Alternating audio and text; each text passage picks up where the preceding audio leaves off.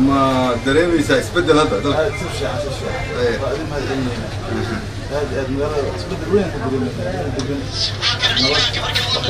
يعني رجالة كل جو أساس ولا هم helista xogta iyo fikirka wanaagsan ee ku jira shacabka kuma helaysid inaad fadhiso xafiiskaaga iyo goobta shaqada ra'iisul wasaaraha xukuumadda federaalka Soomaaliya mudane Xasan Cali Khayre oo ka duulaya aragtidaasi ayaa galabtay qaar kamid ah shacabka Muqdisho kula casriyay mid kamid ah maqaayadaha isugu yimaadaan shacabka reer Muqdisho ra'iisul wasaaraha xukuumadda federaalka Soomaaliya mudane Xasan Cali Khayre ayaa shacabka ula kulmay si caadi ah u weydiinayay talooyinka iyo tusaalooyinka ay u hayaan dawladda iyo sida ay arkaan isbeddelka ay wado xukuumaddu maadaama ay dawladdu ku shaqaynayso aragtida wanaagsan ee shacabka Soomaaliyeed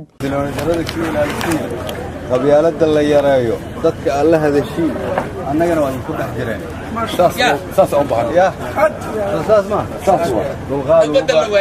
dulqaadu rabaa in la adkaysto rabaa in wixna khaldan la yiraahdo walaalayaalow dib hadda waqtigan ma rabno in waxa ugu horeeyo la qabanayo ay haato ilaalada sharafta iyo karaamada ummadda Soomaaliyeed sax in Soomaalinimada iyo qabyaaladda iyo qabiilka ka wanaagsan waa ku maasantahay laakiin waxaan rabnaa cabashada shacabka xafiis la geeyo subax oo la tago adigu ma tii kadro waana la celiha cabashada oo shacabka ay qabaan oo ay tabanayaan xafiis ay tagaan subax oo cabashada ku sheegtaan ina aragteen ma ogi yani xafiiskii oo soo gudbiyay email oo codsaday in lagu soo diro wax walba oo cabasha ma sha Allah marka way taala subax walba waa la akhriyaa waa gabadhan idin sheegaysa ama caawa hadana TV-ga ka sheegi doonta caawa mar labaad TV-ga qaranka markii la soo diro waa iimaan wiilashii gabdhaha ii keena waa akhrinayna dadkii ku sugnaa maqaayadda ma aysan filaynin in galabta uu la shaahi doono ra'iisul wasaaraha xukuumadda federaalka Soomaaliya ha yeeshee markay arkeen waxa ay dareemeen in iyagu ay leeyihiin dawladda iyagoo wajahooda laga dheehan karay farxad ku aadan in ra'iisul wasaaraha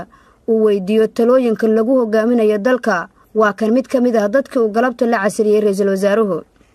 waxaa sharaf iyo qiimo ah in maanta maqaayadii aan ka qaxweynaynay ra'iisul wasaaruhu oo noo yimaado oo shaah nala cabo arrin aan filayna ma aha ra'iisul wasaaraha xukuumadda Soomaaliya inta shacab maqaayad ku jira la yimaado la qaxweeye ayadoon istaafkuna celin ayadoon cidna baarin ayadoon wax buuqa iyo dhibaato aan jirin si nabada ku qaxweynay shaahi cabnay ra'iisul wasaaraha la sheekaysanay si nabadana ku kaltan waa Ilaahay mahadiye kani waa mid kamid ah waytarada ama dalab qaadayaasha maqaayadda oo tilmaamay inuu ku faraxsan yahay isla markaana ay la yaab ku noqotay inuu arkay ra'iisul wasaaraha xukuumadda federaalka Soomaaliya oo ka shahaya maqaayadda uu ku shaqeeyo aad iyo aad aan u soo dhawnaan ra'iisul wasaaraha noo yimaado nala qadeeyo kubshiin nala cabo sheetar nala cuno wax walba nala isticmaalo aad iyo aad aan u faraxsanahay waa markii ugu horeysay ra'iisul wasaaraha noo yimaadaba ee nala qaxweeyo noo sheekeeyo nala dhex socdaba oo annaga naga dhib mid ahaadaba